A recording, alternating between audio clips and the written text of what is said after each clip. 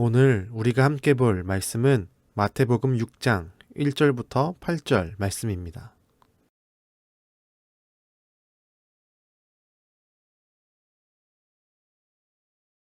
제6장. 사람에게 보이려고 그들 앞에서 너희 의를 행하지 않도록 주의하라. 그리하지 아니하면 하늘에 계신 너희 아버지께 상을 받지 못하느니라. 그러므로 구제할 때 외식하는 자가 사람에게서 영광을 받으려고 회당과 거리에서 하는 것 같이 너희 앞에 나팔을 불지 말라.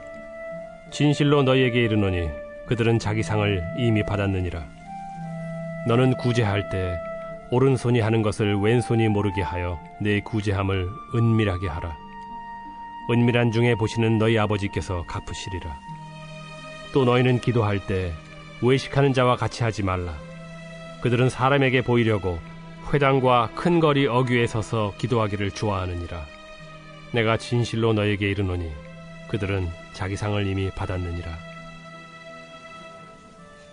너는 기도할 때 내 골방에 들어가 문을 닫고 은밀한 중에 계신 내 아버지께 기도하라. 은밀한 중에 보시는 내 아버지께서 갚으시리라. 또 기도할 때 이방인과 같이 중언부언하지 말라. 그들은 말을 많이 하여야 들으실 줄 생각하느니라. 그러므로 그들을 본받지 말라. 구하기 전에 너희에게 있어야 할 것을 하나님 너희 아버지께서 아시느니라. 오늘 말씀은 하나님의 의에 대해서 말씀하시며 구제와 기도의 부분을 우리에게 가르쳐 주십니다. 예수님 당시의 구제는 유대교에서 선택이 아닌 의무였습니다. 가난한 사람들을 돕는 것은 당시 유대인들에게 당연한 일이었고 보편적인 일이었습니다. 하지만 오늘 말씀에 나와 있듯이 그 동기가 불순한 적이 많았습니다. 불쌍한 자들에게 베푸는 긍휼의 마음이 아니라 누군가로부터 칭찬을 받기 위한 보여주기식의 구제가 많았음을 예수님은 지적하십니다. 2절에 나팔을 불다 라는 표현은 자기 자신에게 주의를 집중시키다 라는 의미입니다. 당시 많은 사람들이 구제를 하며 사람들의 이목을 자신에게 집중시켰습니다. 그래서 자신의 명예를 올리고 평판을 좋게 만들었습니다. 예수님은 이런 시대에 사는 제자들에게 구제할 때에는 오른손이 하는 것을 왼손이 모르게 하라고 말씀합니다. 사람들이 그 구제의 일을 알아보지 못해도 하나님은 아시기에 하나님이 갚을 것임을 분명히 말씀합니다. 5절의 말씀에서는 기도에도 외식이 있다는 점을 지적하십니다. 어떤 이들은 큰 길 모퉁이에 서서 기도했습니다. 그 기도는 다른 사람들에게 자신의 거룩함과 의로움을 드러내는 도구가 되어버렸습니다. 기도가 자신의 명예와 잘남을 드러내는 도구로 전락해버린 것입니다. 예수님은 제자들에게 이렇게 기도를 자신을 내세우는 도구로 사용하지 말라고 말씀합니다. 그리고 골방으로 들어가 사람들이 보이지 않는 곳에서 하나님 앞에 기도하라고 말씀합니다. 예수님이 말씀하신 구제와 기도의 가르침의 공통점은 은밀히 행하는 것입니다.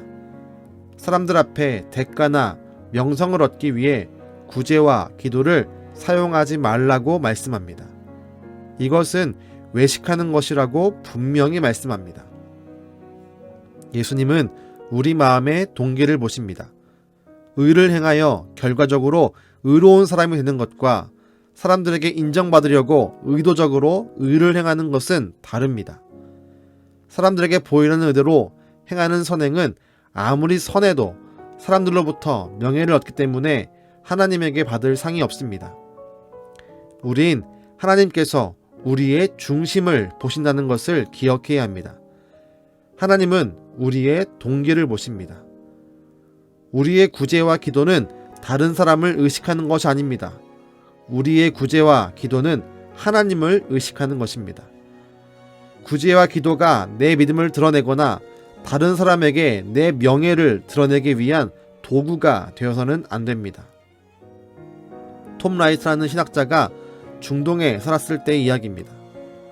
그는 산책을 갔다가 돌아오는 길에 배가 고파 길거리 노점에서 초콜릿을 하나 샀습니다. 방으로 돌아온 그는 마실 차를 준비하고 초콜릿을 먹으려고 포장지를 뜯었습니다. 한 조각을 잘라내어 먹으려고 할 때 무심코 초콜릿을 한번 보았습니다. 그리고 그는 경악하며 초콜릿을 떨어뜨렸습니다. 겉으로는 멀쩡해 보였는데 안에는 수백 마리의 벌레들이 꼬물거리고 있었습니다. 우린 우리가 본 말씀과 톰 라이트가 경험한 초콜릿 사건이 닮아 있음을 눈치챌 수 있습니다. 겉으로는 멀쩡해 보이지만 속에는 벌레들이 득실거리는 추함이 있습니다. 우리의 구제와 기도가 다른 사람들 눈에 들기 위한 것이라면 그것은 초콜릿 속에 들어있는 벌레와 같습니다. 단순히 구제와 기도에 대한 것만은 아닙니다.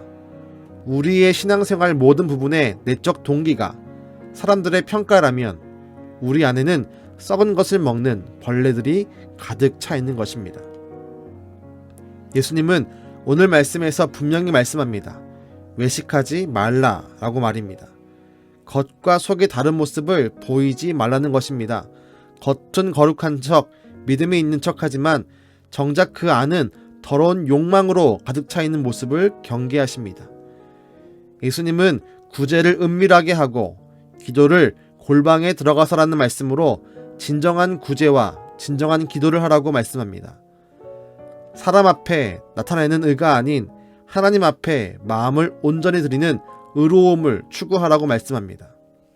하나님은 그런 자를 지켜보고 있고 그들에게 갚아주심을 약속하십니다. 우리 함께 예수님의 가르침을 따릅시다.